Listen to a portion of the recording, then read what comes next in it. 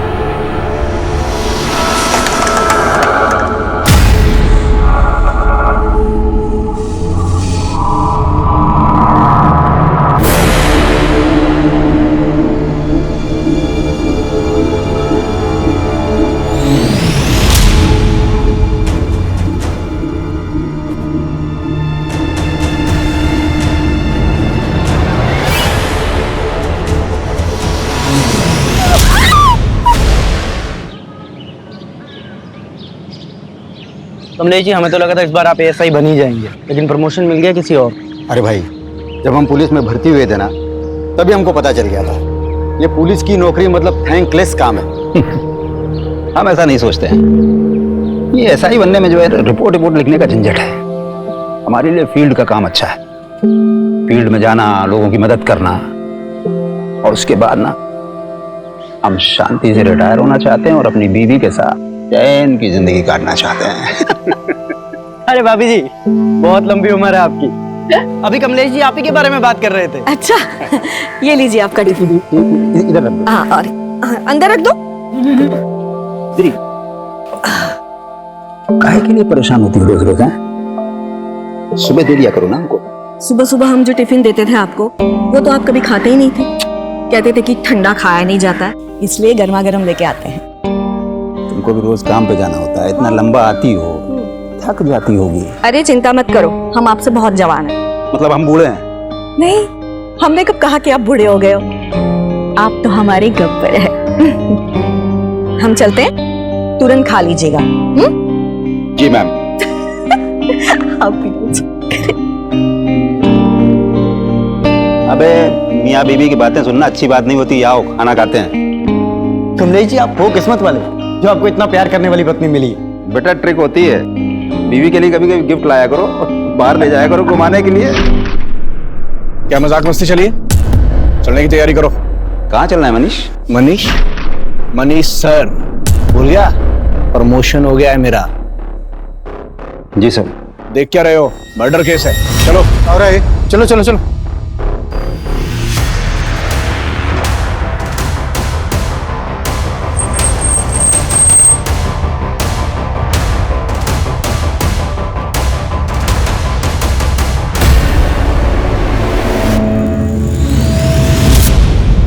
Sir, लड़की पर पत्थर से वार करके मारा गया है। वो तो देख के पता ही चल रहा है। और तुम यहाँ क्या कर रहे हो? इधर उधर देखो, कुछ मिलता है तो जाओ।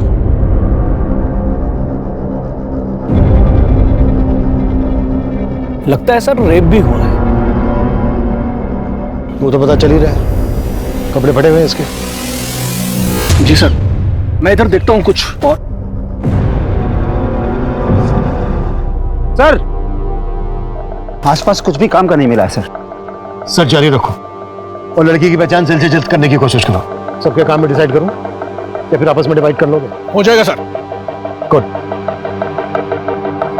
और ये अपनी पर्सनल खर्च ना साइड में रखो, क्राइम की संजीदगी को समझो। ओके? वो लाश मिले 12 घंटे हो चुके थे, लेकिन उसकी पहचान का कोई क्लू नहीं मिला था। ये केस ऐसे रहस्यों में दबा था जो पुलिस की नींद उड़ाने वाले थे।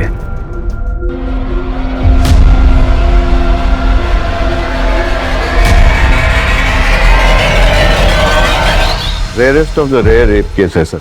इसका न सिर्फ रेप किया गया है बल्कि ब्रूटली टॉर्चर भी किया गया इसको। इसकी लेफ्ट हैंड की ये चारों उंगलियां फ्रैक्चर, गले पर बाइट मार्क्स हैं दोनों तरफ, और वैसे ही बाइट मार्क्स उसके चेस्ट पर भी हैं। शरीर को बुरी तरह से नोचा खरोचा गया है। गैंग रेप है डॉक्टर? नहीं सर, इसके शरीर से सिर्फ एक ही आदमी का डीएनए मिला है। जिस तरह से इसको रेप करके मारा गया है, उससे तो यही लगता है कि किलर बहुत ही विकृत मान सकता है।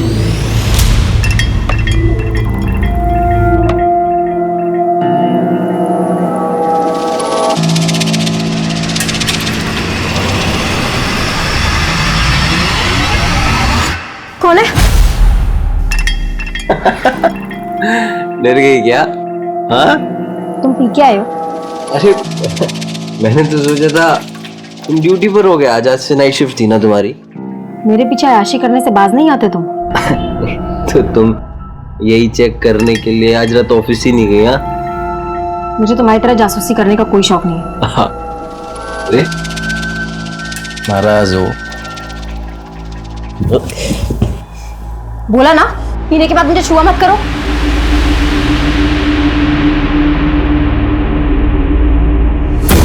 समझती क्या है तू अपने आप को? हाँ अगर इतने नहीं खलते हो तो शादी क्यों की मुझसे? इसीलिए तो पछता रही हूँ। सारी तो अब पछता पछता। विक्रांत, क्या बात है? बड़ी फुर्सत में बैठे हो, कोई काम नहीं है क्या? रितु चाची, आप तो हमारे काम की हालत जानती है। प्रॉपर्टी में इतनी मंदी चल रही है कि सेल्स परचेस कुछ हो ही नहीं रही। अगर ऐसे ही चलता रहा ना तो दुकान का किराया निकालना मुश्किल हो जाएगा।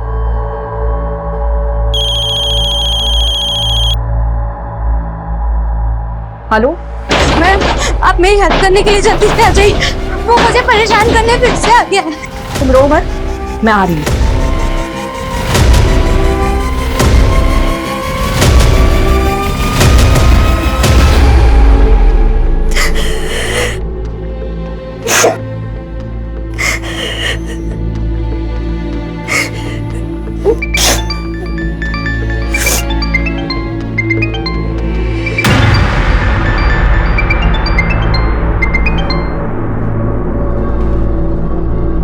हेलो हेलो सलोनी,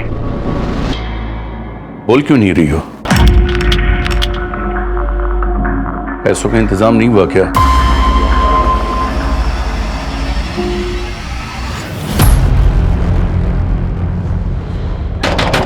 दरवाजा खोलो! दरवाजा खोलो! विजेता, हम हैं। ऋतुजा, खोलो।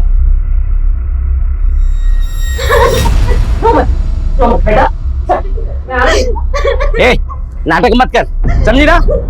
अब भी तुम्हें एक घर को छोड़कर जाना पड़ेगा। अरे ऐसा कैसे घर छोड़ना पड़ेगा? ये सारी गलती आपकी है। हमारी? जी। अरे ब्रोकरेज के लालच में आकर आप ऐसी किराया दर दी हमको जिसका रेप हो चुका था। इस लड़की का रेप हुआ है तो इसमें इस बेचारी का क्या दोष? एक बात कान खुलकर सुन लीजिए, एग्रीमेंट के लॉकिंग टाइम तक आपने इसको जरा भी परेशान किया ना, अंदर करवा दूंगी। सर मैंने केस सेक्स ऑफेंडर्स को राउंड अप किया है, सबका रिमांड चालू है, लेकिन किसी ने मुंह नहीं खोला है। जब तक इस लड़की की पहचान नहीं पता चल जाती तब तक यह केस आगे नहीं बढ़ पाएगा। सर मैंने भी आसपास के थानों में पता किया, कहीं किसी लड़की की मिसिंग की कंप्लेंट नहीं हुई। तो हाथ पे हाथ रख के बैठ जाओ।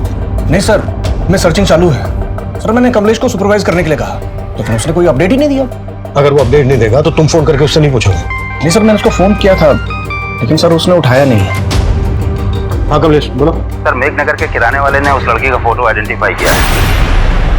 वो लड़की उसी की दुकान से राशन खरीदती और पास में ही अपने पति के साथ किराए पे रहती है। हम वहीं जा रहे हैं सर।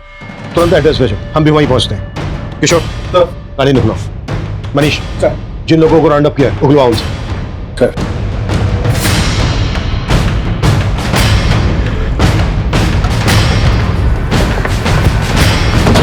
सर सर लड़की का नाम आरती है, अपने पति के साथ किराए पर रहती थी यहीं पर। मकान मालिक बगल में ही रहते हैं। ये सर हरिचरण, आरती के मकान मालिक। ताला खोलो। सर चाबी नहीं है, चाबी मेरे दूसरे घर पे रखी है सर। मैंने लड़के को भेजा है, वो चाबी लेके आता ही होगा। इस लड़की आरती का हस्बैंड कहाँ है? सर अभी तो कुछ पता नहीं, कई दिनों से यहाँ ताला लगा हुआ था। सर साहब आए थे तो मैंने विनोद को फोन भी किया था, लेकिन उसका फोन तो बंद आ रहा है। विनोद ये आरती के हस्बैंड का नाम है? हाँ जी सर। कब से रह रहे थे ये दोनों यहाँ किराए पर? ये तकरीबन 7 महीने हो गए। ये है हमारा सिटिंग एरिया और ये है हमारा घर। पसंद आया तुम्हें?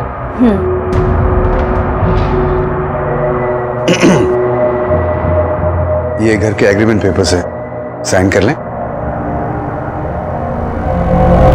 विनोद की पत्नी का इतनी बुरी तरह से रेप हुआ है, मर्डर हुआ है। विनोद गायब कहाँ है? उसका तो मुझे कोई आइडिया नहीं है सर। काम क्या करता था विनोद? विनोद कहता तो था कि मैं जॉब ढूंढ रहा हूँ, लेकिन वो दोनों बहुत ठाठ से रहते थे सर। देख करके कभी ऐसा लगा नहीं कि उनको कोई पैसों की कमी हो। आरती जल्दी करो, मूवी शुरू हो जाएगी। हमेशा लेट।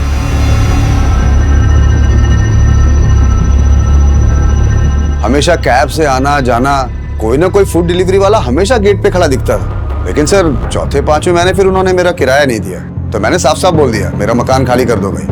तो आरती ने एक साथ 6 महीने का किराया मुझे दे दिया। पूरे 6 महीने के। जी। ये चोट कैसी लगी आपको? विनोद से कोई झगड़ा हुआ था क्या? नहीं, वो सर मुझे पूरा यकीन है वो कुछ छुपा रही थी। क्या छुपा रही होगी? Any idea? सर अब आइडिया तो नहीं है, लेकिन उनके रिश्ते अब पहले जैसे नहीं रहे थे। रोज घर से मारपीट की आवाजें आती रहती थी। मुझे पूरा यकीन है कि विनोद आरती पे हाथ उठाने लग गया था। ये कहाँ के रहने वाले थे दोनों? सर सर वो एग्रीमेंट जो है मेरे पास, उसमें पूरा डिटेल एड्रेस मिल जाएगा सर उनका। एग्रीमेंट से सारी डिटेल्स ले लो, एड्रेस, दोनों के फोन नंबर। सर चाबी।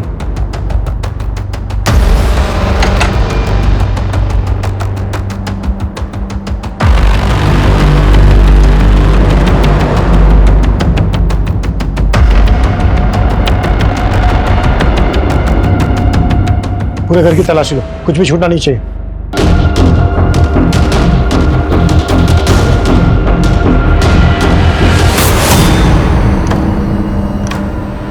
सर सर कहीं ऐसा तो नहीं कि आरती के पति ने उसका यहाँ पर मर्डर किया हो और फिर लाश जंगल में ले जाके डंप कर दी? लेकिन लड़की के साथ इतना ब्रूटल रेप हुआ, वो यही हुआ होगा। किशोर, ये ब्लड सैंपल फोरेंसिक को भिजवा, पता करो कि ये ब्लड आरती का ही है। गुड जॉब कमलेश, तुमने काफी जल्दी लड़की की पहचान पता कर ली। सर ये एग्रीमेंट आरती के पति विनोद के नेटिव एड्रेस।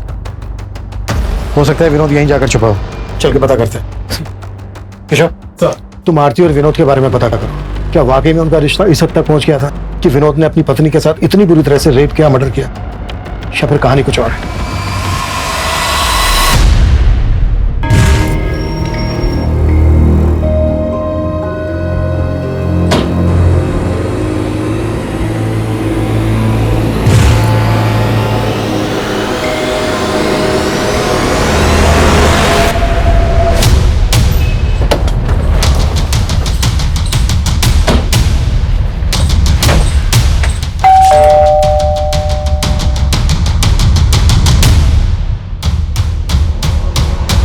विनोद कहाँ है? हाँ विनोद, क्या लगता है तुम्हारा? वो मेरा बेटा है साहब, पर अब वो यहाँ नहीं रहता। लेकिन आप लोग यहाँ किस लिए आए हो? तुम तो ऐसे पूछ रहे हो जैसे तुम्हें कुछ मालूम नहीं है। मेघनगर में विनोद की पत्नी आरती की लाश मिली है हमें, बुरी तरह से रेप हुआ है, उसका मर्डर हुआ है, और विनोद गायब है। कहाँ छिपा है वो? साहब हमको इस बारे में कुछ नहीं मालूम, और हम तो वैसे भी 7 महीने से विनोद से नहीं मिले। असल में विनोद और आरती भाग कर शादी किए थे, और तुम इस शादी के खिलाफ थे। कहीं ऐसा तो नहीं है किसी बात का बदला लिया आरती से? नहीं साहब, मैं बता चुका हूँ आपको कि हम नहीं जानते कि आरती और विनोद कहाँ रहते थे। आरती के घर वाले कहाँ रहते हैं? क्या हमारी बेटी के साथ? किसने किया ये सब हमारी बेटी के साथ? उस विनोद के अलावा कौन होगा पापा? शक तो हमें भी विनोद पर ही है। आप लोगों को सच में नहीं मालूम था कि वो दोनों कहाँ रह रहे थे? क्या फिर आप लोग हमसे कुछ छुपा रहे हैं? हम आपसे क्या छुपाएंगे साहब, हम तो खुद पिछले 7 महीनों से बेटे का शक्ल देखने को तरस गए थे। उसने आरती को इतना बरगलाया था कि हमारी बेटी यहाँ से अपनी माँ के सारे गहने, रुपए, पैसे लेके उसके साथ भाग गई थी साहब। अब जब हमारी बेटी से उसका मन भर गया होगा तो उसने उसका ये हाल किया। हमें उस पर पहले से शक था साहब, वो सही आदमी नहीं था, लेकिन आरती नहीं मानी,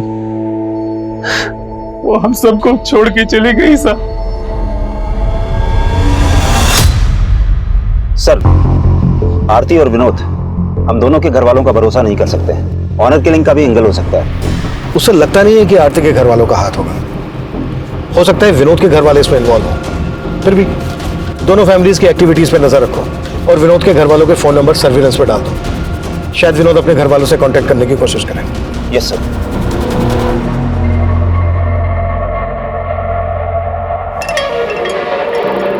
आकाश, ये तुमने ठीक नहीं किया। मुझसे बिना पूछे मेरी 7 लाख की एफडी तोड़वा दी। अकाउंट हम दोनों के नाम से था, उसमें मेरे भी पैसे थे। तुम्हारे सिर्फ 1.5 लाख रुपए थे। मुझे मेरे पैसे वापस चाहिए। वो पैसे मैंने इन्वेस्ट कर दिए। क्या मुझसे बिना पूछे मेरे पैसे इन्वेस्ट कर दिए? तो तुम मुझसे सब कुछ पूछ कर करती हो क्या? मुझे तुमसे बहस करने की जरूरत नहीं है, मुझे मेरे पैसे वापस चाहिए तुरंत। मैंने बोला ना तुमसे, वो पैसे मैंने इन्वेस्ट कर दिए हैं। कहाँ इन्वेस्ट कर दिए पैसे?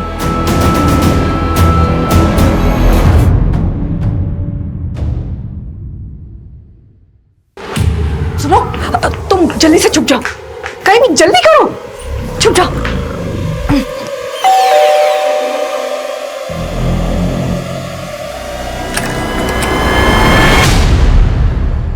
ऋतुजा, मुझे दोबारा से जाना है, जल्दी से कुछ खाने को दे दो। अरे अभी तो आए और अभी जाने की बात कर रहे हो? अरे एक केस के सिलसिले में जाना है, मुश्किल केस है थोड़ा सा, अगर ध्यान नहीं दिया तो कोई बेगुनाह फंस सकता है।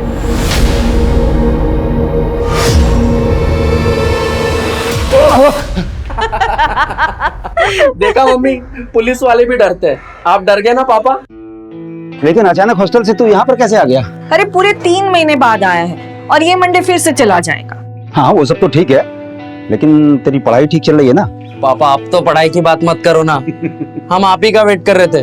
बहुत जोरों की भूख लगी है, मम्मी खाना खिलाओ ना। चलो चलो, मुझे भी जाना है।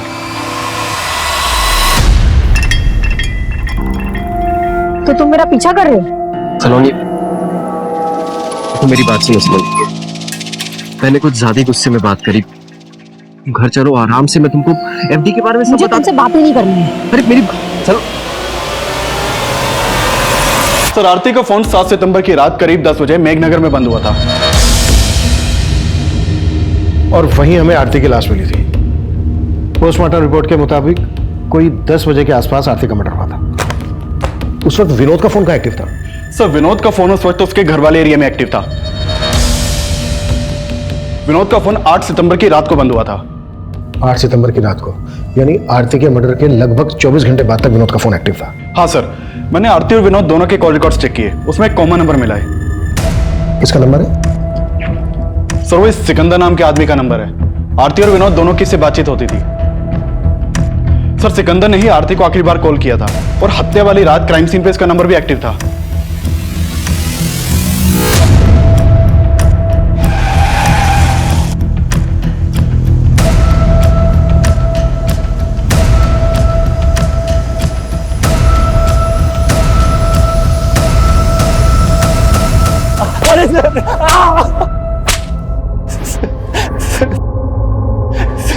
सर, मैं सच कह रहा हूं, मैंने आरती के साथ कुछ नहीं किया।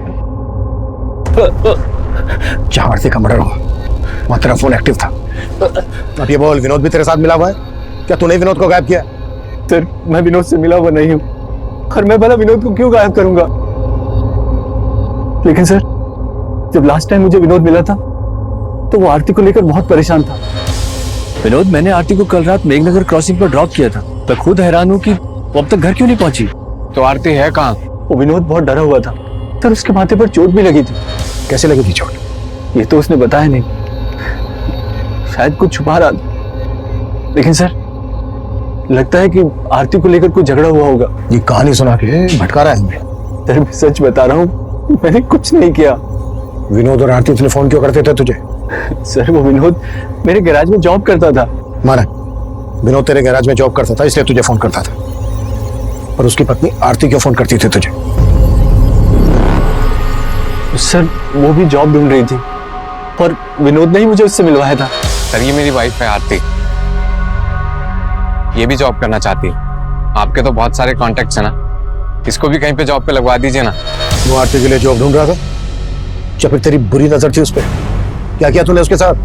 सर, मेरा विश्वास कीजिए, मैंने आरती के साथ कुछ नहीं किया। उस रात भी वो मुझे रास्ते पर मिल गई थी। वो घर जाने के लिए ऑटो ढूंढ रही थी तो मैंने उसे मेघनगर क्रॉसिंग पर ड्रॉप किया था।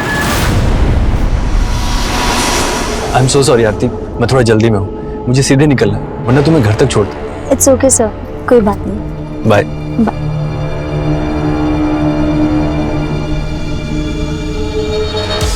उसके बाद क्या हुआ मुझे कुछ नहीं पता सर। ये कहानी बनाना बंद कर, 5 मिनट के बाद सब उठेगा। साले सर,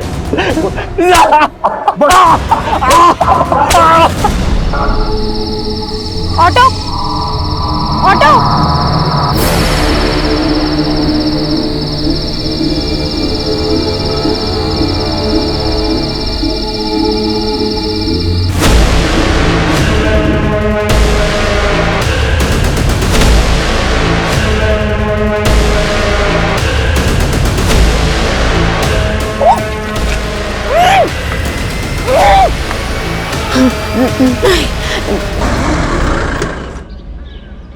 सर सिकंदर को बहुत तोड़ा लेकिन वो कुछ उगला नहीं। डीएनए लो। और आरती की बॉडी से जो मेरे रजिस्टर डीएनए मिला, मैच करो। सर विनोद पर क्या लीड है? सर उसके फादर का फोन सर्विलेंस पे, लेकिन कुछ भी सस्पिशियस नहीं मिला। हो सकता है विनोद कहाँ गायब है ये सिकंदर जानता हूँ। एक काम करो, सिकंदर को जाने दो और नजर रखो उस पर। सर मनीष, सर सिकंदर बोल रहा था कि जब विनोद उसके पास आरती को पूछने आया था तो विनोद के सर पे चोट लगी। आरती के घर से जो हमें ब्लड मिला है चेक किया, आरती का ही है। सर वो कमलेश देख। सर मैं देख। बेटर। सर ब्लड की फॉरेंसिक रिपोर्ट आ गई है। आरती के घर जो खून के धब्बे मिले थे वो आरती के ब्लड ग्रुप से मैच नहीं कर रहे हैं। विनोद पर क्या रिपोर्ट है? सर विनोद की तो कोई लीड नहीं मिली, लेकिन मैंने आरती के घर वालों की एक्टिविटीज चेक की। जिस दिन आरती की हत्या हुई थी उस दिन आरती के फादर और उसका भाई, इन दोनों का फोन आरती के घर वाले एरिया में एक्टिव था। यानी कि उस दिन मेघनगर आए थे और इन्होंने हमसे झूठ बोला कि इनको मालूम नहीं था आरती और विनोद कहाँ रहते। एक टीम भेजो दोनों को उठाने के लिए। सर कंट्रोल रूम से फोन आया था, जैविकपुरा में एक और लड़की की लाश मिली है।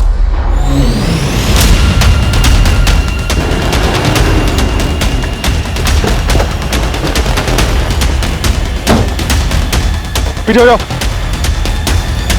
सलोनी की लाश को देखते ही पुलिस को लगा था कि शायद सलोनी की हत्या आरती की हत्या की मोडस ऑपरेंडी इस्तेमाल करके की गई है। आरती की तरह सलोनी के साथ भी दुष्कर्म किया गया था और फिर उसे पत्थर से कुचलकर मार दिया गया था। सलोनी का पति आकाश भी शक के घेरे में था और पुलिस सलोनी और आकाश से जुड़ी हर जानकारी जुटा रही थी। वहीं आरती के केस में आरती के पिता और भाई की भूमिका भी संदिग्ध नजर आ रही थी। तुम दोनों ने बोला था कि तुम दोनों को पता नहीं था कि विनोद और आरती कहाँ रहते थे।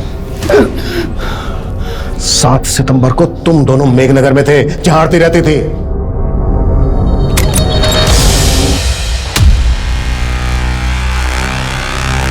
अंदर देखो। आरती,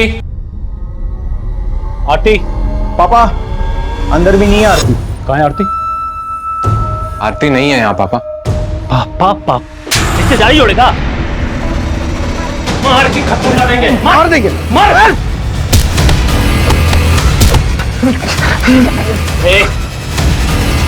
कहाँ है हमारी बेटी? मुझे नहीं मालूम है। ये नहीं मानेगा ये। फोन कहाँ है इसका? आरती का नंबर होगा। आरती तू कहाँ है बेटा? पापा। आरती, आरती बता। साले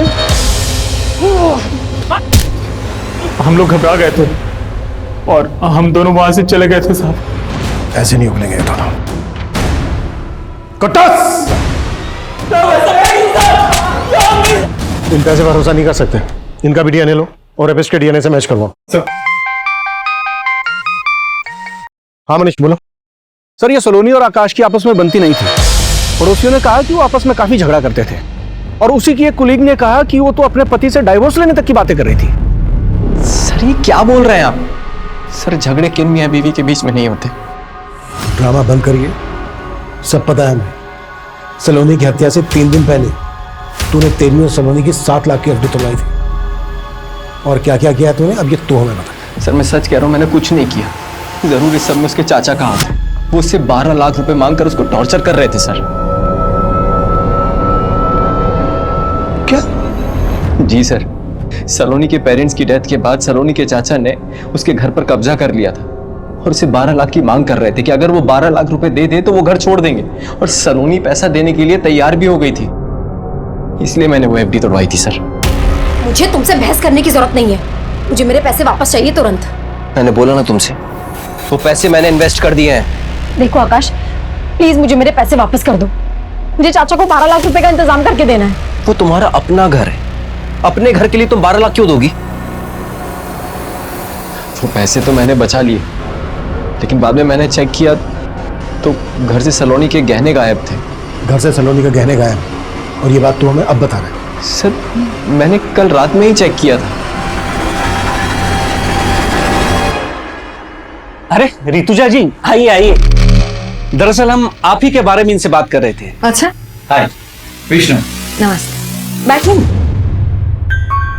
नाइस टू मीट यू। वैसे विक्रांत भाई आपके बारे में बड़ी तारीफ कर रहे थे। अच्छा दरअसल वो अपना दफ्तरगंज वाला एरिया है ना, वहाँ की जमीन इन्हें पसंद है, खरीदना चाहते हैं। बस इनकी एक छोटी सी डिमांड है। डिमांड? जी, और वो डिमांड सिर्फ आप ही पूरी कर सकती हैं। लेकिन आपकी डिमांड क्या है?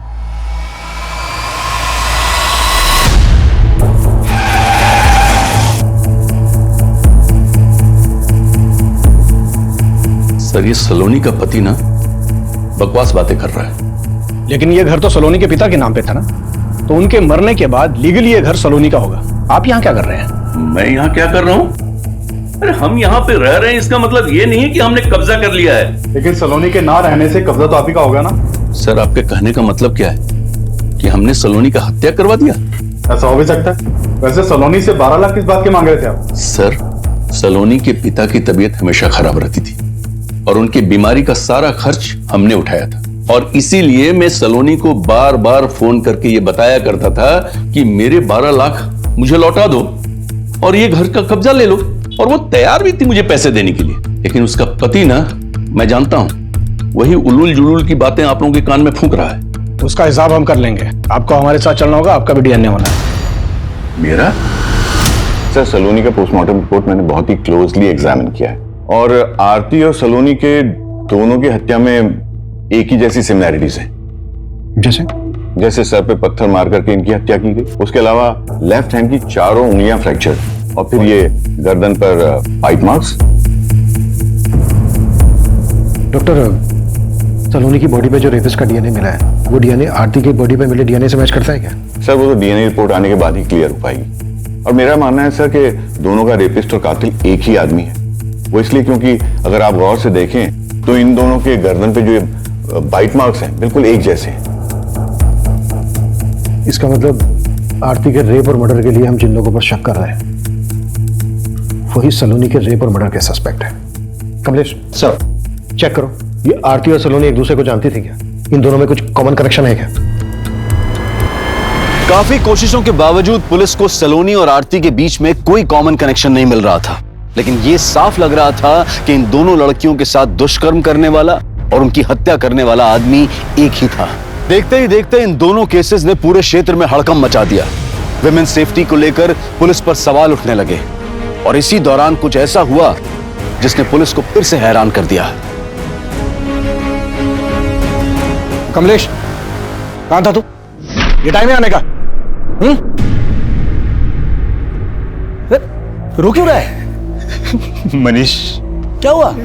ऋतुजा का कुछ पता नहीं चल रहा है यार। हमारी पत्नी कल रात से गायब कैसे? कुछ मालूम नहीं चल रहा है सर। रोज की तरह रात को घर पहुंचा तो ऋतुजा घर पर नहीं थी सर। नॉर्मली 6-7 बजे तक घर पहुंच जाती है। इधर हमने इंतजार किया लेकिन वो आई नहीं। फिर हमने उसके पार्टनर विक्रांत को फोन लगाया सर। विक्रांत, ऋतुजा अभी तक घर नहीं पहुंची है। तुमसे कुछ बोल के गई है क्या? वो तो शाम को 5:30-6 बजे के आसपास ही दुकान से निकल गई है। सर, रात भर ढूंढते रहे लेकिन कुछ। कमलेश, ये बात तुमने हमें रात ही क्यों नहीं बताई? सर, हमें लग रहा था कि मिल जाएगी, लेकिन अब कुछ समझ में नहीं आ रहा है सर। कमलेश, हिम्मत रखो, हम ढूंढ लेंगे तुम्हारी पत्नी ऋतुजा को। सर,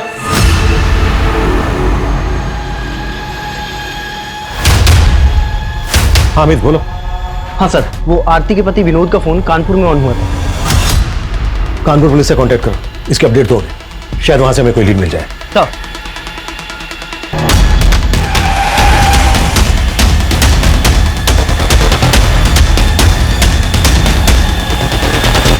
ऋतुजा जी को लेकर मैं खुद परेशान हूं सर।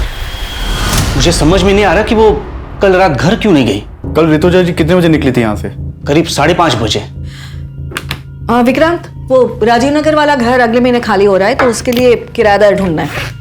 हम चलते हैं, बाकी की बात सुबह करेंगे। और उन्होंने आपको बताया था कि वो कहाँ जा रही हैं? नहीं सर, बताया तो नहीं था, लेकिन मुझे तो लगा कि वो घर ही गई होंगी। आपको किसी पे शक है? शक तो नहीं है सर, लेकिन हाँ, एक बात थी जो मैं कमलेश जी को फोन पे बताना भूल गया। कैसी बात? सर, कल एक विष्णु नाम का आदमी आया था। हमारा दफ्तरगंज वाला एरिया है, वहां की जमीन खरीदनी थी उसे, लेकिन उसकी एक डिमांड थी जो रितुजा जी को पसंद नहीं आई। आपकी डिमांड क्या है? एक्चुअली रितुजा जी, वो जो जमीन है उसके एकदम पास एक छोटी सी जमीन का टुकड़ा है जहाँ पे कुछ झुग्गी झोपड़ियां भी है। मैं चाहता हूँ कि वो जमीन का टुकड़ा हमें मिले। वो जमीन उन आदिवासियों की है, आपको कैसे मिल सकती है? तो उनको कुछ पैसे दे देंगे ना, इसमें कौन सी बड़ी बात है। देखिए, हमें वो जमीन का टुकड़ा चाहिए और हम जानते हैं कि वो काम सिर्फ आप करवा सकती हैं।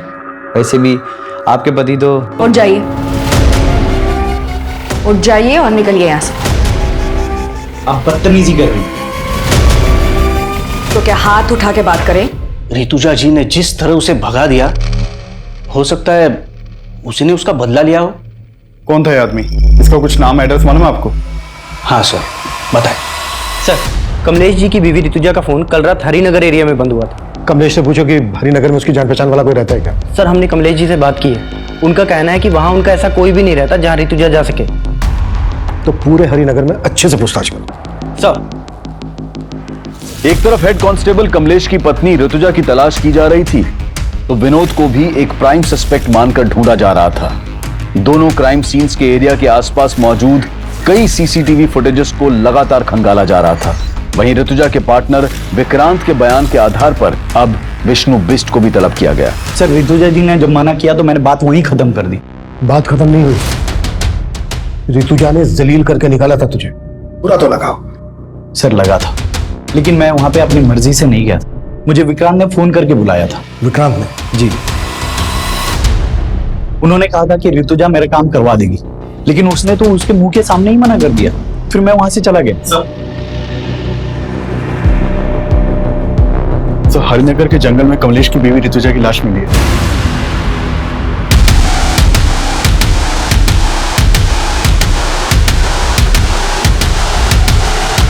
पीछे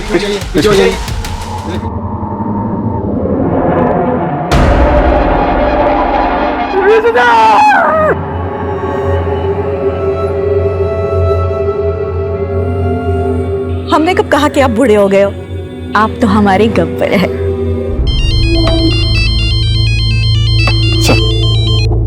हेलो, ठीक है सर, विनोद कानपुर में पकड़ा गया है।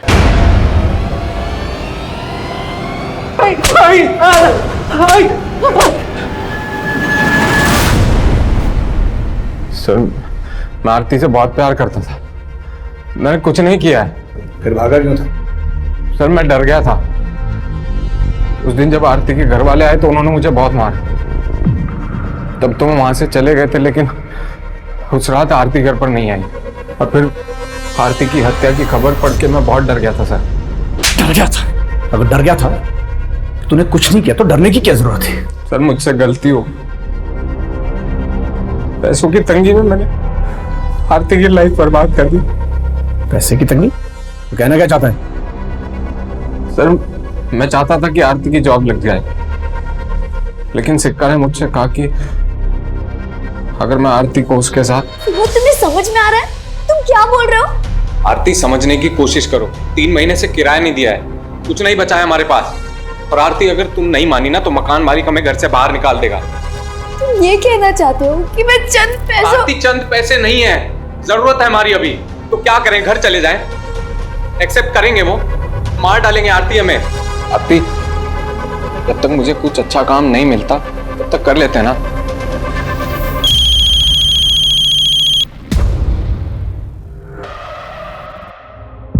हेलो आरती, तू कहाँ है बेटा? पापा।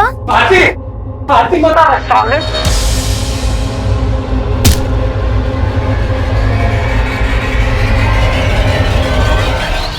तो जब मुझे पता चला कि आरती के साथ इतना सब कुछ हुआ है तो मेरा शक सीधा सिकंदर पर ही गया। लेकिन अगर मैं आपको उसके बारे में बताता, मुझे ये भी बताना पड़ता कि आरती को वहां पर क्यों बेचता था। अपनी बीवी से धंधा करवाता है और बोलता है भरोसा करो। तोड़ साले को। सर, सर सर सर मैं मानता हूँ कि मैं आरती के साथ रिश्ता रख के विनोद को पैसे देता था, लेकिन सर उस रात मैंने आरती को मेघनगर क्रॉसिंग पे ड्रॉप कर दिया था।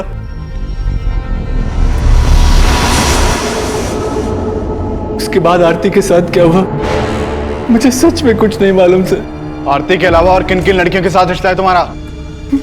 बहुत सी लड़कियों के साथ, लेकिन सर मैंने किसी को मारा नहीं सच। ये सलोनी है, इसके साथ भी तुम्हारा रिश्ता था? नहीं सर, मैं इसे नहीं जानता। कमलेश, तुम्हें विक्रांत पर शक नहीं है? नहीं सर, ऋतुजा ने कभी विक्रांत के बारे में ऐसा कुछ बताया नहीं। विष्णु ने हमें बताया कि उसने विक्रांत के कहने पर ही दफ्तरगंज की ट्रैवल एरिया वाली जमीन खाली करवा के खरीदने की डिमांड रखी थी। हो सकता है ऋतुजा का मना करना विक्रांत को बुरा लगा हो और विक्रांत ने ही ऋतुजा का रेप और मर्डर किया हो, बाकी दोनों मर्डर्स का एमओ इस्तेमाल कर। हमारी तो कुछ समझ में नहीं आ रहा है सर।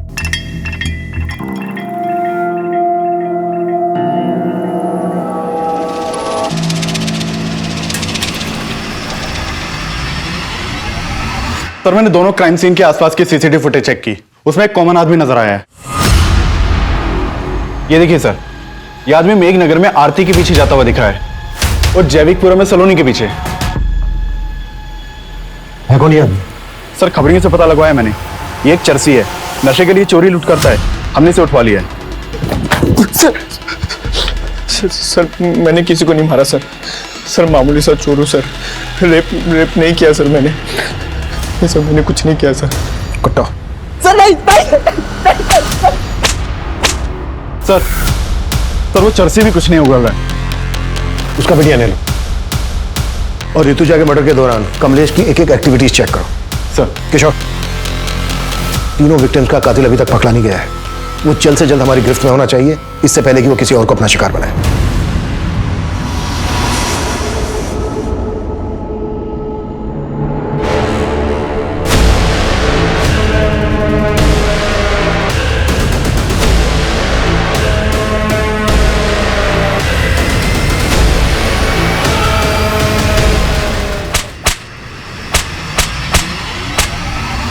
सर वो दोनों लड़के को सर मैंने ही मारा है सर।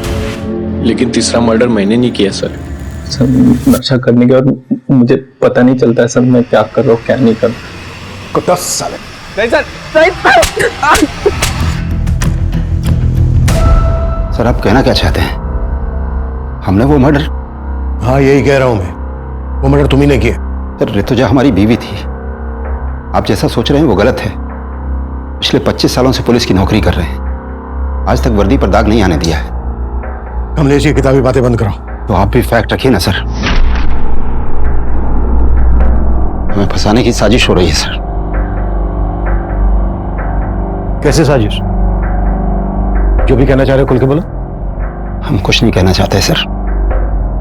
अगर आपको लगता है कि हम कातिल हैं तो प्रूव करके दिखाइए।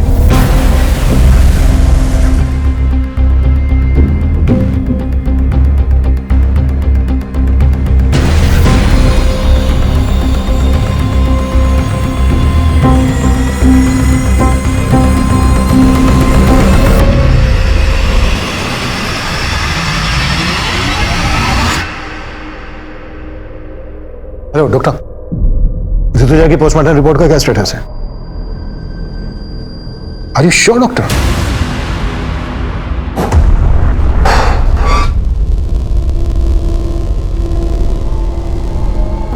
सर क्या है ये सब? इतने सालों काम करने की तुम प्रूव करने की बात कर रहे थे ना, अब हम प्रूफ के साथ आए हैं। कहना क्या चाहते हैं आप? वो ये कि तुम्हारी पत्नी ऋतुजा की बॉडी पे जो खरोंच के निशान मिले हैं वो आरती और सलोनी की बॉडी पे मिले खरोंच के निशान के जैसे तो हैं, लेकिन एक ही आदमी ने नहीं बनाए।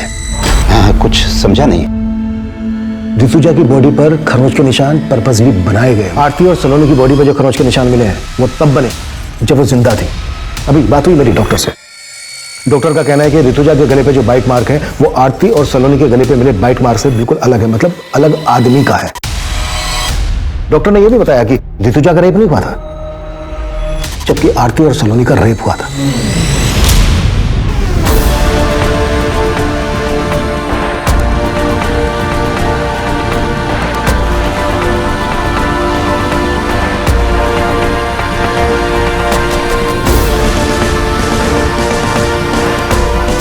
आरती और सलोनी के केस का एमओ ऋतुजा के मर्डर करने के लिए इस्तेमाल किया गया है। अब सवाल यह बनता है कि आरती और सलोनी के केस के एमओ की बारीकी हमारी टीम और पोस्टमार्टम डॉक्टर के अलावा किसी और को तो मालूम नहीं थी। हमने ना ही किसी अखबार में दिया, ना ही सोशल साइट पर। यह एमओ कुछ ज्यादा ही परफेक्टली इस्तेमाल किया गया, इसलिए हमें तुम पर शक हुआ। और हमने जब तुम्हारे घर पे नजर रखी तो हमें कलसी नाम की लड़की के बारे में पता चला। रिश्तेदार है ना तुम्हारी। हमने कलसी और तुम्हारे बेटे सरंत दोनों को उठवा लिया। सर, हम और सारंत एक दूसरे को बचपन से जानते हैं। हम अपनी सारी प्रॉब्लम्स हमेशा सारंत के साथ ही शेयर करते थे और हमें पता ही नहीं चला कि हम कब एक दूसरे के करीब आ गए। तुम दोनों तो कजन हो ना, फिर भी। सर, हमसे एक बार भूल हो गई थी। हमने सोचा दोबारा ऐसा नहीं करेंगे, लेकिन ऐसा नहीं हो पाया सर। मैं उस वीकेंड पे हॉस्टल से सीधा घर पे आया था और मम्मी पापा के एब्सेंस में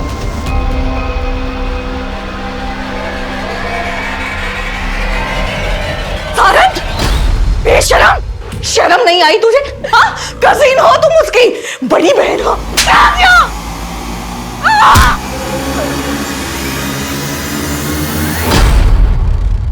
हम डर गए थे सर, और पापा को बताने के अलावा हमारे पास और कोई चारा नहीं था। हमने पापा को कॉल किया सर। हेलो पापा। क्या हुआ मम्मी को? पापा, मम्मी। ऋतुजा, क्या हुआ है? सच सच बताओ क्या हुआ है? दोनों लोग तुम सच सच बताओ क्या हुआ है? क्या हुआ है? मुझे माफ कर दो पापा। सर, हम अपने बेटे को बचाना नहीं चाहते थे, लेकिन उसको गिड़गिड़ाते देख हमारा मन पसीज गया। सोचा कि ऋतुजा को तो खो ही चुका हूं, और अब बेटे। हम मानते हैं कि हम अपने फर्ज से डगमगा गए थे सर, पर हम बेबस थे। बेबस थे साहब। आरती और सलोनी वो बेबस पीड़िताएं थीं जिनके अपनों ने कभी उनका साथ नहीं दिया। लेकिन कमलेश जिस बेबसी से लड़ रहा था, उस बेबसी में शायद कोई भी अपने फर्ज से डगमगा सकता था। लेकिन ऐसी स्थिति में जब सही और गलत का तराजू हमें ऐसे असमंजस में डाल रहा हो, तो हमारे फैसले का पलड़ा सच और सही की तरफ झुकना चाहिए। क्योंकि झूठ और गलत को जितना भी छिपाने की कोशिश की जाए, वो एक ना एक दिन सामने आ ही जाएगा। देखते हैं हमारे आज के एपिसोड की दूसरी कहानी। देश को आजाद हुए 73 साल हो गए, लेकिन फिर भी रोज सुबह अखबारों में महिलाओं से जुड़े अपराध की डरावनी और चौंकाने वाली खबरें पढ़ने को मिलती हैं। लड़कियां अपने हक, अपनी आजादी की लड़ाई देश की आजादी के बाद भी लड़ रही हैं। जैसे जंगल में अपने शिकार को दबोचने के लिए जंगली जानवर उसके पीछे भागते हैं, कुछ वैसा ही दृश्य था यहाँ। आखिर कौन थी ये लड़की और कौन थे वो लोग, और क्यों उन्होंने इस लड़की को इतनी बेरहम मौत दी? इसके पीछे का सच और हमारे समाज की मानसिकता को समझने के लिए हमें 2 साल पीछे जाना होगा। ये कहानी है 2 बहनों की, प्रिया और चित्रा।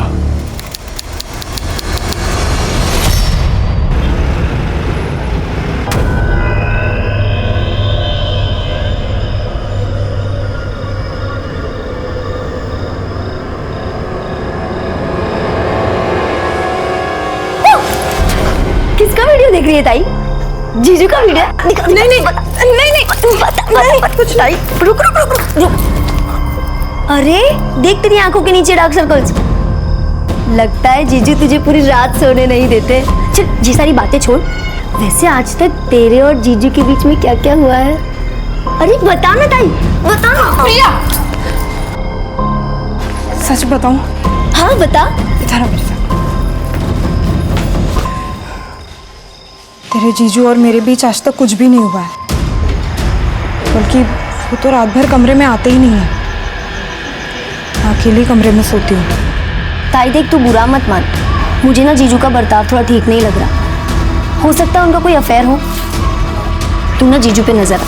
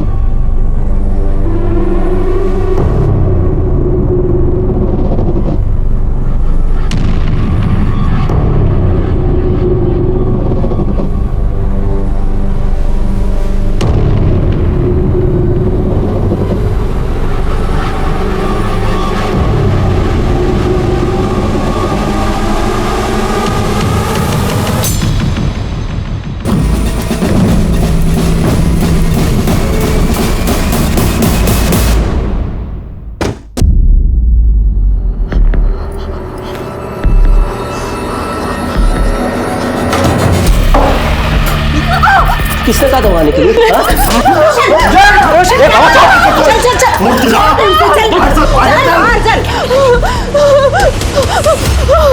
शांत हो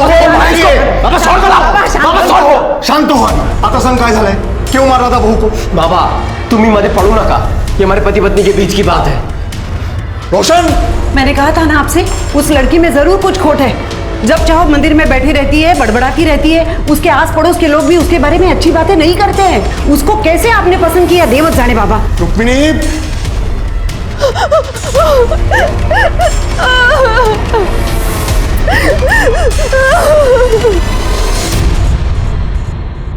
वहिनी भाजी आणली बाजारातून भाजी आणली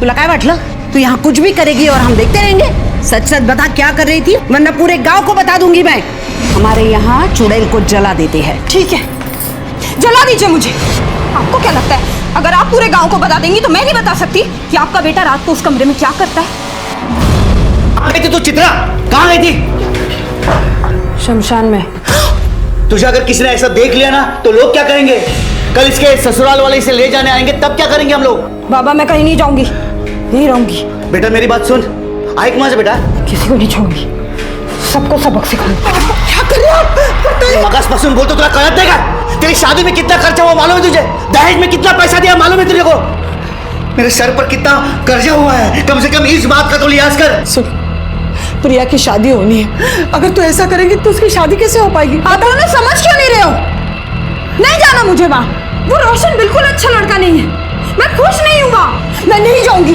चित्रा चित्रा आओ हाँ वो कृष्णा जी और रुक्मिणी जी को बुला लो हो आता तेच केलं पाहिजे कारण चित्रा काय ऐकत नाही आपलं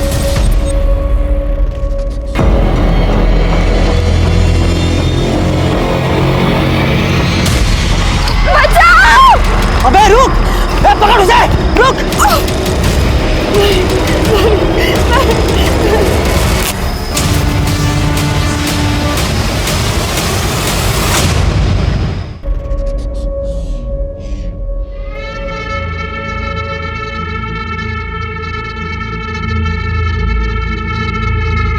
चित्रा बेटी चित्रा बेटी मेरी बात सुनो अब गुस्सा छोड़ दो छोड़ दो मुझे छूना नहीं क्या हुआ चित्रा बेटा सुनो छोड़ो मुझे क्या कर रही हो तुम क्या कर रही हो तुम चित्रा ये क्या है ये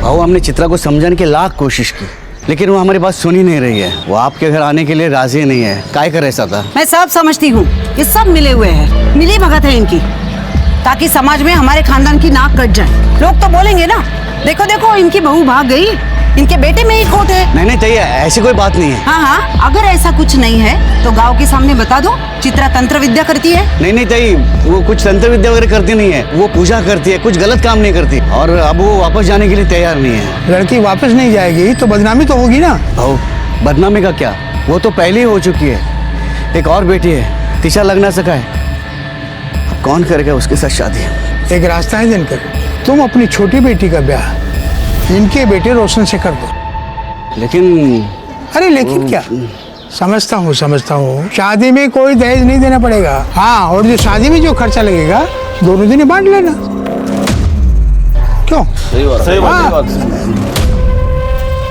हो आम्हाला चालेल ठीक आहे जशी तुमची इच्छा बस मानता होगी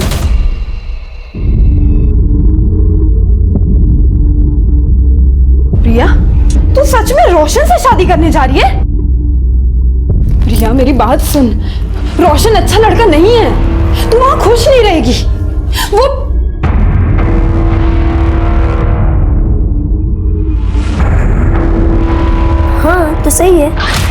प्रिया, तूने उसकी बात नहीं सुनी ना तो वो तुझे मारेगा, गाली देगा। ताई, मैंने तय कर लिया है कि मैं रोशन से ही शादी करूँ।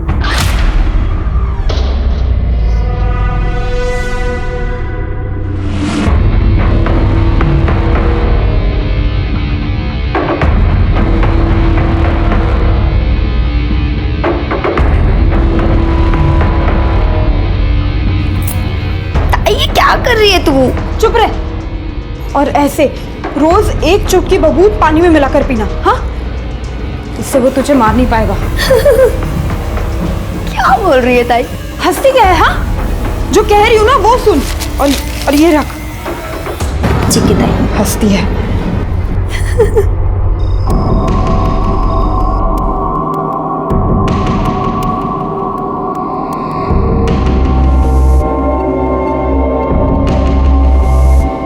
तुम्हारी बहन ने तुम्हें मेरे बारे में तो सब कुछ बता ही दिया होगा, और अगर नहीं बताया तो सुन लो, रात को जब तुम इस कमरे में सोने आओगी तो उसके बाद तुम इस कमरे से बाहर नहीं निकलोगी सुबह तक। तुम कुछ देखोगी या तुम कुछ सुनोगी, और अगर ये सब कुछ तुम ठीक तरीके से करती हो तो तुम्हें कोई परेशानी नहीं होगी। ये वादा है मेरा।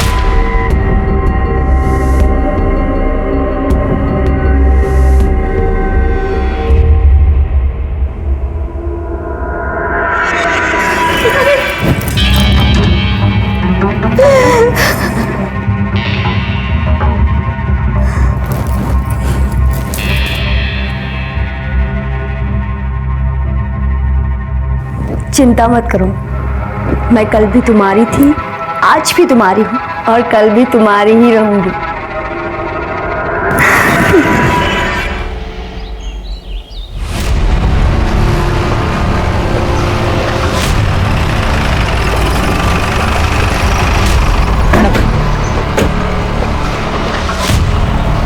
हटिए आप लोग, चलिए हटिए, चलिए चलिए दूर चलिए, चलिए साइड होइए, सबको पीछे करो। 23-24 साल की लगती है मैडम। बॉडी को आधा जलाया गया है, हो सकता है कि रेप भी किया गया। फिर इसे पूरी तरह से क्यों नहीं जलाया, या फिर आइडेंटिटी छुपाने की कोशिश की है? किसी ने कुछ देखा है? नहीं मैडम। शिरके, इस पूरे इलाके में बस एक ही घर है। किसका घर है ये? मेरा घर है मैडम, मैंने आपको फोन करके बुलाया। अच्छा, क्या देखा आपने? सुबह उठकर मैं इधर से जा रहा था, तभी मैंने लाश देखी। सुबह देर रात कुछ गड़बड़ फील हुई आपको? हाँ मैडम, कल रात को मैं पेशाब के लिए बाहर आया था, तभी मैंने गोली चलने की आवाज सुनी। मुझे लगा विद्रोही आ गए, इसके लिए मैं डर के अंदर भागा। मतलब ये विद्रोहियों का काम है? नहीं, मुझे नहीं लगता है विद्रोहियों का काम है। अगर विद्रोही इस लड़की के साथ कुछ गलत करते तो इस तरह से बॉडी आधी जलाकर नहीं छोड़ देते। इसकी आइडेंटिटी छुपाने की कोशिश नहीं करते। ये किसी और का काम है। एक काम करो, आसपास सगर चेक करा, फॉरेंसिक टीम को बुलाओ और बॉडी पोस्टमार्टम के लिए भेजो। ठीक है मैम।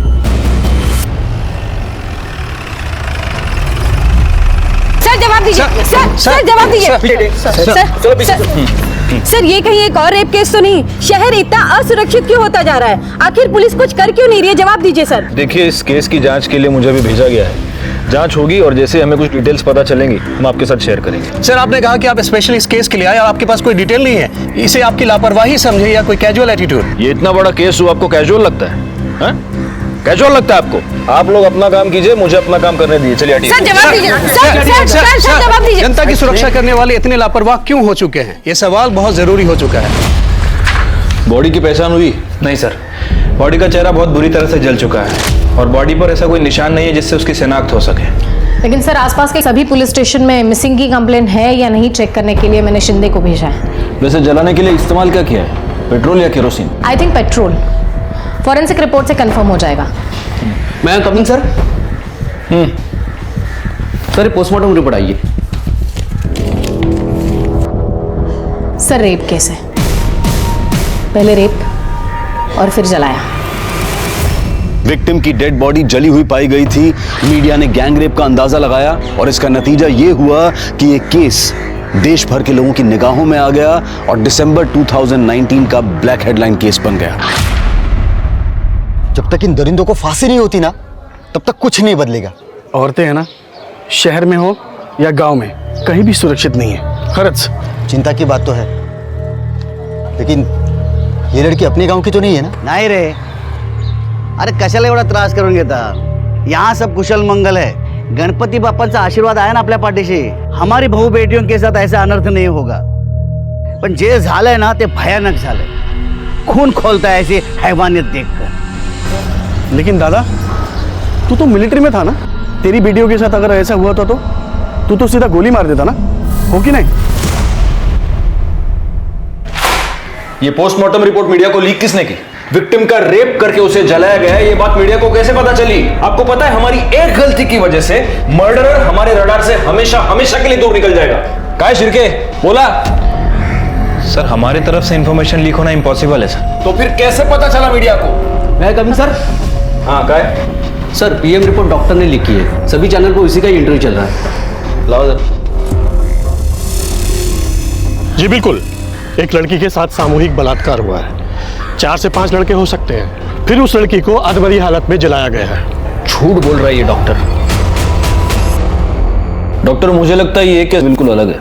ये आप कैसे कह सकते हैं? क्योंकि लड़की का रेप नहीं हुआ है। देखिए, आप मेरे तजुर्बे के साथ मेरे प्रोफेशन पर भी सवाल उठा रहे हैं इंस्पेक्टर साहब। बिल्कुल उठा रहा हूं, क्योंकि तजुर्बा मेरा भी है और मेरा तजुर्बा ये कहता है कि लड़की का सिर्फ मर्डर हुआ है, इसलिए बॉडी की पहचान ना हो, इसलिए उसकी बॉडी का सिर्फ चेहरा और ऊपरी हिस्सा जलाया गया है। अगर रेप हुआ होता तो पूरी की पूरी लाश जलाई जाती, रेप का सबूत मिटाने के लिए। दूसरी बात, अगर लड़की को जिंदा जलाया जाता तो लड़की शोर मचाती, चीखती, उसकी आवाज कोई सुनता, लेकिन किसी ने उसकी आवाज नहीं सुनी। इसका मतलब लड़की को पहले मारा गया और फिर जलाया गया। ये आपकी बनाई हुई कहानी है। शिर्के, बॉडी को इस हॉस्पिटल से दूसरे हॉस्पिटल शिफ्ट करो, दोबारा पीएम रिपोर्ट करेंगे। लेकिन आप ये कैसे कर सकते हैं? मैं बिल्कुल कर सकता हूं, बस आप दुआ कीजिए कि आपकी रिपोर्ट इस दूसरी रिपोर्ट के साथ मैच हो, वरना आपको पता चल ही जाएगा कि मैं क्या क्या कर सकता हूं। चला शिर्के। पुलिस पर मीडिया और डिपार्टमेंट के सीनियर्स दोनों का प्रेशर बढ़ने लगा। पुलिस ने पूरे नागपुर शहर में तहकीकात की, हिस्ट्री शीटर्स, रोड रोमियोज को गिरफ्तार किया, लेकिन कोई कामयाबी हाथ नहीं लगी। जिन लड़कियों की मिसिंग कंप्लेंट दर्ज हुई थी उनके घर वालों को बुलाकर शिनाख्त करवाई गई, पर किसी ने कोई पहचान नहीं दिखाई। आखिर कौन थी ये लड़की और क्या इस अनजान लड़की की मिसिंग कंप्लेंट दर्ज भी हुई थी? पुलिस ने अपने प्रयासों में कोई कमी नहीं छोड़ी और आखिरकार उन्हें इस केस से जुड़ा पहला क्लू मिला। इंस्पेक्टर साहब, हमारे जो पड़ोसी है ना, उनकी बहू बहुत दिन से गायब है और वो जो लोग हैं उसे ढूंढने की कोशिश भी नहीं कर रहे हैं, ना कि उसके मायके के लोगों को कुछ बता रहे हैं। क्या नाम है लड़की का? प्रिया। और पति का? रोशन वाघमारे।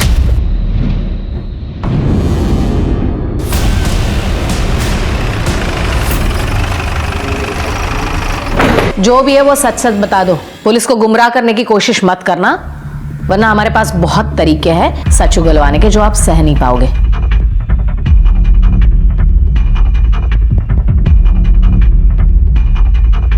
किसके लिए? जी मैडम, वो आपके लिए। हाँ बताइए। वो अपने बॉयफ्रेंड के साथ भाग गई। कब? और आपको कैसे पता वो बॉयफ्रेंड के साथ भाग गई? उस रात एक हॉर्न की आवाज़ सुन के मेरी नींद खुली। इतनी रात में कौन हॉर्न बजा रहा है ये देखने के लिए मैं खिड़की पे आया।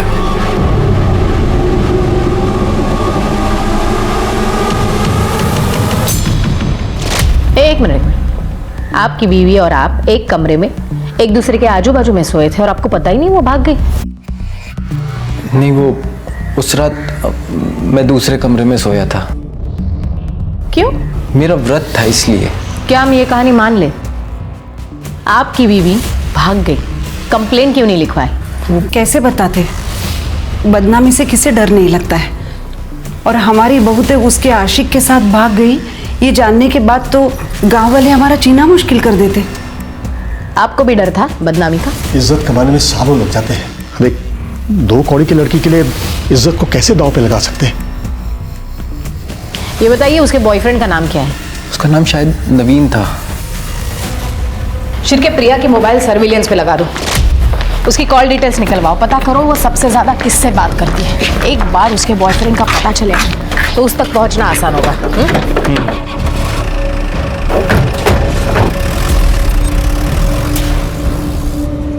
मुझे लग रहा है कि हम गलत दिशा में जा रहे हैं। मुझे नहीं लगता। डेड बॉडी का और प्रिया का कुछ ना कुछ संबंध है। मैडम, प्रिया के बारे में कुछ पता चला? हाँ काका, वो अपने बॉयफ्रेंड के साथ भाग गई। नहीं मैडम नहीं, वो लोग झूठ बोल रहे हैं। रोशन की ये दूसरी शादी है। पहली शादी इसी लड़की के बड़ी बहन से हुई थी, जो कि 2 महीने नहीं टिकी, वो अपने घर वापस चली गई। क्यों? वो तो मालूम नहीं, लेकिन दोनों लड़कियों के साथ जरूर कुछ गलत हुआ है। आपको उन लड़कियों का घर पता है? हाँ, जो गलत है वो गलत ही है ना बेटा, रोक दे ये सब, नहीं तो तुम्हारे साथ साथ पूरा घर बर्बाद हो जाएगा रोशन। देखो पुलिस घर के चौखट तक आ पहुंची है ना, बंद कर दे ये सब। माँ मुश्किल है। अरे मैं तुम्हारे लिए दूसरी लड़की देखती हूँ। रोशन सुन, किस्मत से ज्यादा किसी को क्या मिला है मैडम? मेरी दोनों बेटियों की किस्मत ही खराब। ये सब उस रोशन की वजह से ही हुआ है। उसने और उसके परिवार ने मिलकर मेरी दोनों बेटियों की जिंदगी बर्बाद कर दी। मैडम मुझे ये बताइए, आपकी बेटी प्रिया, उसने भागने से पहले आपसे बात की थी? प्रिया? ये खबर मुझे आपसे पता चली। ये बताइए, आपकी दूसरी बेटी चित्रा कहाँ है? नागपुर मुंबाशी के आश्रम में। क्यों? मैडम उसे बहुत सदमा लगा था। जब उसकी शादी टूट गई तो वो कुछ अजीब सी हरकतें करने लगी थी। पूरा पूरा दिन स्मशान में बैठ जाती थी। क्या चल रहा है सब यहाँ पे? धीरे धीरे ये बात सारे गांव में पता चली तो सारे लोग उसके बारे में बात करने लगे। हर कोई उसे डरने लगा है। सुना है जिसके साथ उसका झगड़ा है उसके ऊपर काला जादू करती है चित्रा। देखिए मेरे बेटे की वजह से आप लोगों को जो तकलीफ हुई है, क्या करता मैं तुम्हें सगळ्यांची माफी मांगता हूँ। दिनकर भाऊ, माफी मांगने से कुछ नहीं होगा। आप हम सब से वादा कीजिए गांव वालों से कि आप आपकी बेटी को गांव के बाहर छोड़ के आएंगे, नहीं तो पंचायत फैसला करेगी। क्यों गांव वालों? चलो रे चलो। ओ भाऊ, हे देवा, आता काय करायचं? ये पूरे गांव वालों के साथ कैसे लड़ेंगे? इसीलिए तो कब से कह रही हूँ, सन्यासी बनना है मुझे, मुंबा जी के आश्रम में छोड़ो, फिर कोई कुछ नहीं कहेगा। हमें उसकी फिक्र थी मैडम, इसलिए इन्होंने छुट्टी ली और उसे मुंबई जी के आश्रम छोड़ा। कहाँ काम करते हैं आप? न्यू लाइफ बैंक में मैं सिक्योरिटी गार्ड हूँ। मुझे चित्रा का नंबर चाहिए। हाँ देता हूँ मैं। वैसे वो मुंबा जी का आश्रम है कहाँ? रामटेक। शिर्के, कैसी लगी कहानी? काफी इंटरेस्टिंग थी। अब पता करो कहानी में सच कितना है, झूठ कितना है। चित्रा के साथ साथ दिनकर का मोबाइल भी सर्विलियंस पे लगा दो, तब पता चलेगा दिनकर ने चित्रा को सच में मुंबा जी के आश्रम में छोड़ा था या सिर्फ कहानी बनाई थी।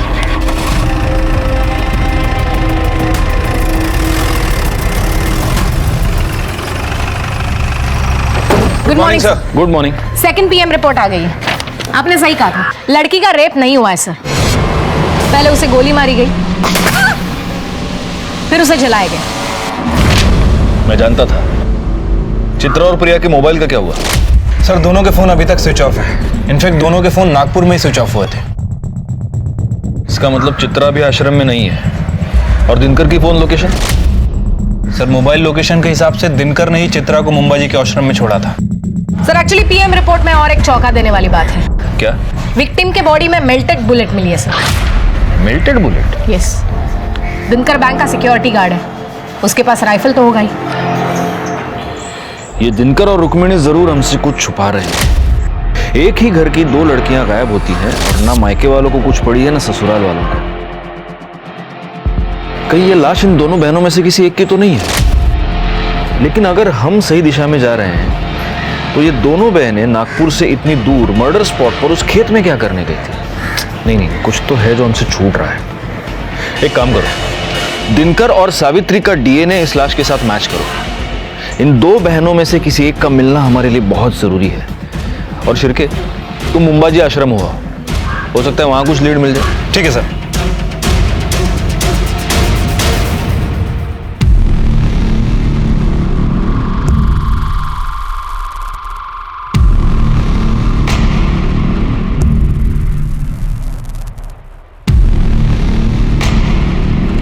बाबा जी की जय हो। जय हो। ये आपके लिए। बढ़िया। बाबा जी हम चित्रा के मामा मामी हैं। चित्रा अक्सर यहाँ पे आती थी, आपको तो पता ही होगा। बहुत होनहार छात्र थी हमारी। उसे हमेशा कुछ न कुछ नया सीखने की चाहत थी। बहुत मानती थी मुझे। उसे तांत्रिक विद्या सीखनी थी, इसलिए यहाँ आई थी। अच्छा, तो अभी चित्रा कहाँ पे है बाबा जी? पता नहीं बेटा।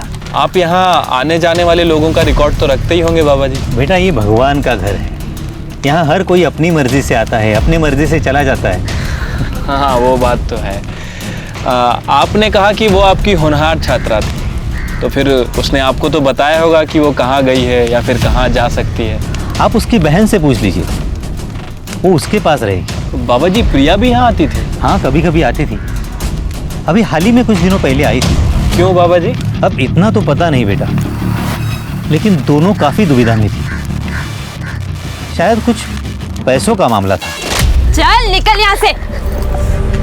अब काय को आई है मेरे पास पैसे मांगने? हाँ, जब तेरे को चिल्ला चिल्ला कर बोल रही थी कि मत कर उससे शादी। अरे शुक्रिया तो तुझे मेरा करना चाहिए। मेरी वजह से तू शादी से बाहर आ पाई है। अगर मैं नहीं होती तो अभी तक तू वही सड़ रही होती। अच्छा, इतना प्यार?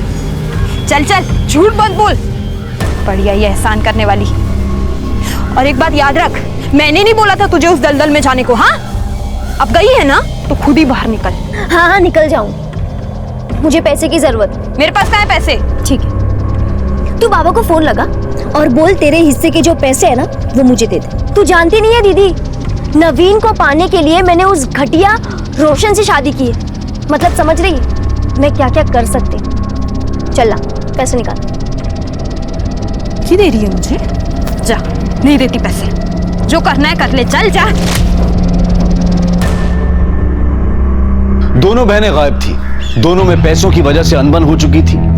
क्या यह कारण था उन दोनों में से किसी एक के कत्ल का, या फिर कारण कुछ और था जहां पुलिस अभी तक पहुंच नहीं पाई थी? सावित्री और दिनकर की डीएनए रिपोर्ट से यह साबित हो चुका था कि कत्ल चित्रा या प्रिया में से किसी एक का हुआ था, लेकिन किसका? और आखिर इसके पीछे की वजह क्या थी? मेरे बच्चे। दूसरी रिपोर्ट से यह साबित हो गया था कि लड़की का बलात्कार नहीं हुआ था, और उसके शरीर में मिली मेल्टेड बुलेट यह बता रही थी कि उसकी गोली मारकर हत्या की गई थी। क्या राइफल याद है? इसी से मारा ना अपनी बेटी को? नहीं नहीं मैडम, भला मैं क्यों मारूंगा अपने बेटी को? क्या वजह हो सकती है? अगर तुमने चित्रा को मारा है तो वजह यह है कि तुम उससे तंग आ गए थे, क्योंकि चित्रा अपनी शादी तोड़कर तुम्हारे पास वापस आ गई थी, तुम्हारी नाक कट गई थी। और अगर तुमने प्रिया को मारा है तो उसकी वजह भी हम पता लगा लेंगे। नहीं साहब, मैं सच बोल रहा हूँ, मैंने किसी को नहीं मारा है। आप यकीन कीजिए मेरा। फिर ये राइफल खाली क्यों है? साहब कैसे सांगू तुम्हाला, हमें बुलेट्स घर लाने के लिए अलाउड नहीं है, और वैसे भी ड्यूटी खत्म होते ही मैं बुलेट्स सरेंडर कर देता हूँ। अच्छा, इस कागज में साफ लिखा है कि तुमने 2 एक्स्ट्रा बुलेट्स खरीदी थी, उसका क्या? साहब वो दशहरे के दिन शस्त्र पूजा होती है ना, उस दिन मैं एक बुलेट फायर करता हूँ। पिछले साल भी दशहरे के दिन मैंने एक बुलेट फायर की थी। और दूसरी बुलेट सीधे अपनी बेटी पे फायर की है ना? नहीं साहब, वो बुलेट जो है ना, एक बुलेट वो मैं शिकार पे गया था तभी फायर की थी मैंने। झूठ बहुत अच्छा बोलता है रे तू, लेकिन बैलिस्टिक रिपोर्ट से ये पता चल जाएगा कि तूने अपनी बेटी का मर्डर किया है या नहीं। पुलिस अभी तक इस नतीजे पर नहीं पहुंची थी कि आखिर कत्ल किसका हुआ है, प्रिया का या चित्रा का। केस अंदर ही अंदर नया जाल बुन रहा था, और तभी पुलिस के हाथ इस केस की सबसे महत्वपूर्ण कड़ी लगी। प्रिया का बॉयफ्रेंड नवीन, जो अब तक फरार था। प्रिया की शादी होने के बाद तुम्हारा उसमें इंटरेस्ट खत्म हो चुका था, लेकिन प्रिया सिर्फ तुम्ही से शादी करना चाहती थी, और वो इसलिए तुमसे जबरदस्ती कर रही थी। उससे तंग आकर तुमने प्रिया का मर्डर कर दिया, और उसकी लाश कोई ना पहचाने इसलिए उसकी लाश को जला दिया। ये हमको पता है। अब तुम सिर्फ इतना बताओ कि वो राइफल कहां से लाए थे। नहीं सर, मैंने कुछ नहीं किया सर, और प्रिया जिंदा है। क्या? प्रिया जिंदा है? हाँ सर, और हम दोनों ने शादी भी कर ली है। सर, प्रिया के आई बाबा ने उसकी शादी रोशन से तय की थी। और इसके बावजूद तुमने प्रिया से शादी की? हाँ सर, उसके शादीशुदा होने के बावजूद भी मैंने उससे शादी कर ली, क्योंकि सर उसने जो मुझे दिखाया सर, वो देख के मैं हैरान हो गया था। प्रिया तू काम आजा आगे लग लिया। नवीन तुम इतना सोच क्यों रहे हो? अब जल्द से जल्द हम भाग जाते हैं, फिर सारी जिंदगी हम साथ में रहेंगे। नवीन काय झालंय तुला? कुछ बोलता क्यों नहीं है तू? देखो प्रिया, मैं तुम्हारे साथ नहीं आ सकता। तुम्हारी शादी को बहुत दिन हो चुके हैं। नवीन बग, मेरे और रोशन के बीच में कभी कुछ नहीं था और ना ही कुछ हुआ है। तुम कहना क्या चाहती हो? मैं तुझे कुछ दिखाती हूँ। ये बग।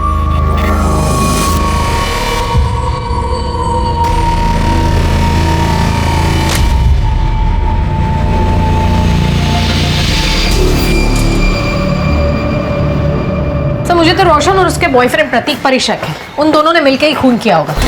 हो सकता है गुप्ता मैडम, लेकिन वो राइफल कहां से आया इन दोनों के पास? अगर मर्डर वेपन के बारे में कोई सबूत हमें मिल जाए तब हमारा शक जायज है। सर, इस नवीन का क्या करना है? एक काम करो, नवीन को लेकर उसके गांव वाले घर जाओ। वहां पर प्रिया होगी, उसे कस्टडी में लेना। और एक काम करना, उस घर की तलाशी भी लेना। हो सकता है वहां हमें कोई राइफल मिल जाए।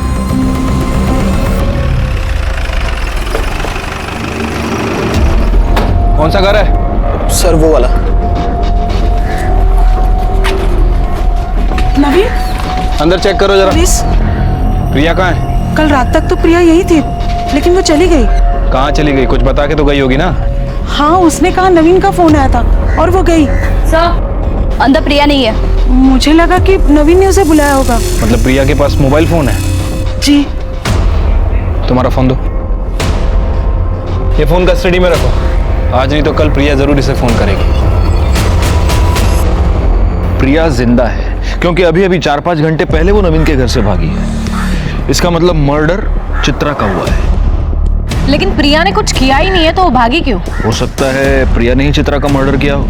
वजह कुछ भी हो सकती है। सर, लेकिन रोशन को चित्रा से प्रॉब्लम थी क्योंकि उसे लड़कियों में कोई दिलचस्पी नहीं। सर, शहर में जिन लोगों के पास लाइसेंस राइफल है, ये उसकी लिस्ट है।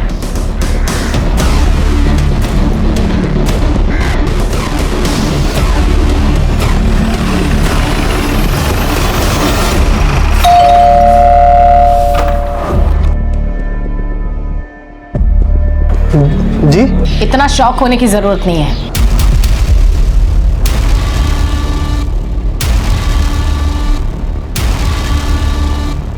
तुम्हारे और रोशन के निजी मामलों के बारे में हमें पता चल गया है। मतलब ये कि तुम्हारे पास लाइसेंस राइफल है? हाँ सर। लेकर आओ। अभी लेकर आता हूँ।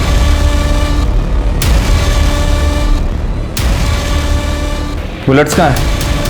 हाँ सर।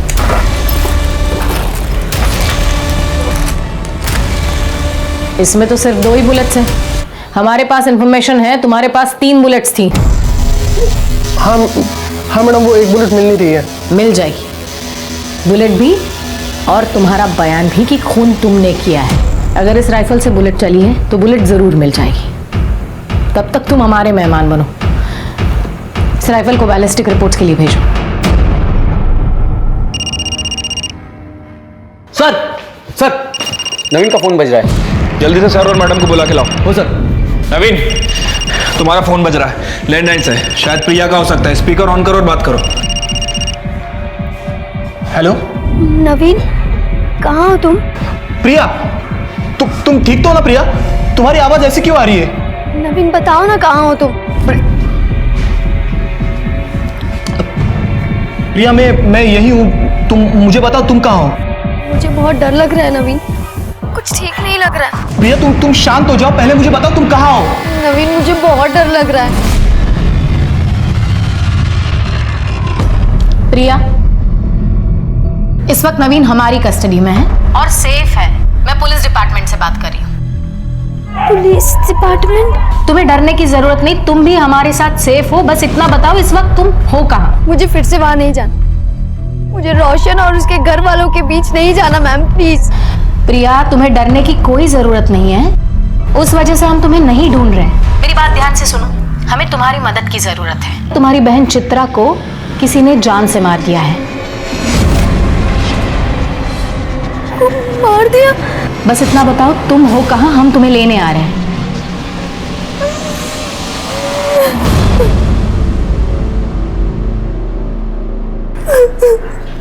अब हमें बताओ, तुमने चित्रा को क्यों मारा? मैंने ऐसे कुछ नहीं किया मैडम। मैं अपनी ताई को क्यों मारूंगी? तुम झूठ बोल रही हो। सच ये है कि तुम मंबाजी आश्रम गई थी चित्रा से मिलने के लिए। वहां पर तुम्हारा और चित्रा का झगड़ा हुआ। झगड़ा पैसों को लेकर हुआ था। तुमने चित्रा के पास पैसे मांगे, चित्रा ने तुम्हें पैसे देने से इनकार कर दिया, इसलिए फिर तुमने कॉल करके चित्रा को बुलाया और उसका मर्डर कर दिया। नहीं सर, ये सब झूठ है। मैंने मेरी ताई को नहीं मारा और हमारे बीच कोई झगड़ा भी नहीं हुआ था। अवधूत ने तो हमें बताया तुमने चित्रा को जान से मारने की धमकी दी थी। नहीं मैम, ये सब झूठ है। धमकी दे रही है तू मुझे? जा, नहीं देती पैसे, जो करना है कर ले, चल जा। धमकी नहीं दे रही हूँ दीदी, मैं खुद बहुत परेशान हूँ। मैं नवीन से बहुत प्यार करती हूँ दीदी, और सिर्फ आप ही हो जो मेरी मदद कर सकते हो। मैं नवीन से शादी करना चाहती हूँ। उसके लिए मुझे थोड़े पैसों की जरूरत है, और मैं आपको वादा करती हूँ कि मैं आपको सारे पैसे लौटा दूंगी। बस अपनी बड़ी बहन से थोड़ी मदद मांगने आई। तुझे नवीन से शादी करनी थी तो उस रोशन से शादी क्यों की? तुझे क्या लगता है आई बाबा नवीन के साथ शादी करने के लिए तैयार हो जाते? नहीं, इसलिए मैंने प्लान बनाया कि मैं रोशन के साथ शादी करूंगी, फिर उसको छोड़ के भाग जाऊं। और मैंने वैसा ही किया दीदी। दीदी प्लीज मेरी मदद कर दे, प्लीज दीदी। ठीक है, तू एक काम कर, तू जा और सारी तैयारियां कर, पैसों का बंदोबस्त हो जाएगा। पर दीदी तू इतने पैसे लाएगी कहाँ से? तेरे ससुर से। और वो तुझे पैसे क्यों देंगे? उन्हें देना ही होगा। काम जो ऐसे किए हैं उन्होंने, हर चीज का हर्जाना भुगतना पड़ेगा। आप यहाँ क्या कर रहे हैं? काय झालं का? घाबरू नको। छोड़िए मुझे। थाम थाम थाम थाम। तुम अभी जवान हो, तुम्हारी भी कुछ जरूरत है ना? मैं है ना, मैं पूरा करूंगा तुम्हारी जरूरत। हाँ। छोड़िए मुझे। तुमने चित्रा के साथ जबरदस्ती की, बाद में चित्रा ने तुम्हें ब्लैकमेल करना शुरू किया, तुमसे पैसे मांगने शुरू किए, और इसलिए तुमने उसका मर्डर कर दिया। देखो सच सच बता दो, वरना शिरके और भी तरीके जानता है मुंह खुलवाने के। शिरके मर विक्रम, बता। हाँ मैं मानता हूँ मैंने चित्रा के साथ जबरदस्ती की थी, लेकिन मैंने उसे नहीं मारा साहब, बल्कि वो मुझे मारना चाहती थी। वो क्यों? चित्रा मुझे आश्रम से फोन किया करती थी, कहती थी कि मैंने उसके साथ जो भी किया वो उसका बदला लेगी, काला जादू करके मुझे मार डालेगी। मैं बहुत डर गया था साहब, बहुत डर गया था मैं। अगर काला जादू करके किसी को मारा जा सकता तो दुनिया के सारे इंसान एक दूसरे को अब तक खत्म कर चुके होते। मैं सच कह रहा हूँ साहब, मैंने कुछ नहीं किया मैंने। तू ऐसे सच नहीं बोलेगा। शिरके इसके सारे कॉल रिकॉर्ड्स निकालो, पता करो ये किसके इसके साथ कांटेक्ट में था, कहां जाता था, और सबसे जरूरी बात, इस पर रेप केस फाइल करो। कौन सा रेप साहब? बताने वाली तो मर चुकी है, बॉडी कुछ नहीं कह सकती, और रेप को तो बहुत दिन हो गए, अब कुछ नहीं साबित हो सकता। सर कृष्णा सही कह रहा है, कृष्णा ने रेप किया है प्रूव करना बहुत मुश्किल है। लेकिन हमें कोशिश तो करनी होगी। एक बात बताइए, आसपास के जितने भी पेट्रोल पंप्स हैं उसके सीसीटीवी फुटेज आपने चेक किए? जी सर, लेकिन ऐसा कोई भी नहीं जो लास्ट कुछ दिनों में किसी भी पेट्रोल पंप से कैन से पेट्रोल लेके गया हो सकता है उसने बाइक में या कार में पेट्रोल भरा हो और वहां से कैन में डाला हो सकता है सर बैलिस्टिक रिपोर्ट। इस रिपोर्ट के मुताबिक दिनकर की राइफल से कोई बुलेट फायर नहीं हुई, लेकिन प्रतीक की राइफल से हुई है। सर प्रतीक के घर से हमने जो राइफल बरामद की थी उसमें से एक बुलेट मिसिंग थी। क्यों मारा तुमने चित्रा को? वो तो तुम्हें छोड़कर चली गई थी। नहीं सर, मैंने नहीं मारा चित्रा को। तो फिर प्रतीक ने मारा होगा, क्योंकि गोली तो तुम्हारी राइफल से चली थी। नहीं मैडम, मुझे उस बारे में कुछ भी नहीं पता। उस रात तुम दोनों साथ थे ना? हाँ सर, पर हम लोग जल्दी सो गए थे। झूठ बोल रहे हो तुम, क्योंकि चित्रा की डेड बॉडी में जो मेल्टेड बुलेट मिली है वो तुम्हारी बुलेट से मैच करती है। हो सकता है तुम दोनों ने मिलकर उसका मर्डर किया। ऐसा कुछ भी नहीं है, वो दोनों मुझे छोड़ के चली गई थी, हम दोनों का रास्ता साफ था, हम लोग ऐसा क्यों करेंगे? सर एक मिनट, कुछ बताना है आपको। सर मैंने कृष्णा के कॉल रिकॉर्ड चेक किए थे, सर मुझे लग रहा है कि मुजरिम हमारी आंखों के सामने ही था, लेकिन हम उसे पहचान नहीं पाए। मतलब? सर फोन रिकॉर्ड के हिसाब से आबाजी ने चित्रा को फोन किया था। ये आबाजी कौन? सर ये आबाजी वही आदमी है जिसने सबसे पहले हमें लाश के बारे में इंफॉर्मेशन दी थी। हाँ सर, और इसके बाद मैंने आबाजी के कॉल रिकॉर्ड चेक किए। सर पता चला है कि वारदात के ठीक एक दिन पहले आबाजी ने चित्रा को फोन किया था, और वारदात वाली रात चित्रा ने आबाजी को फोन किया।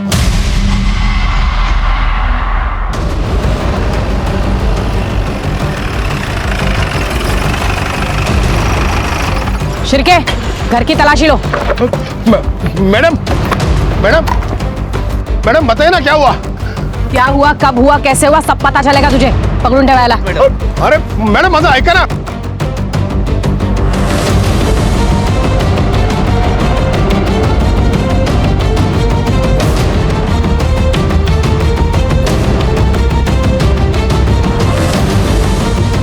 मैम, अंदर एक कैन और पाइप मिला है।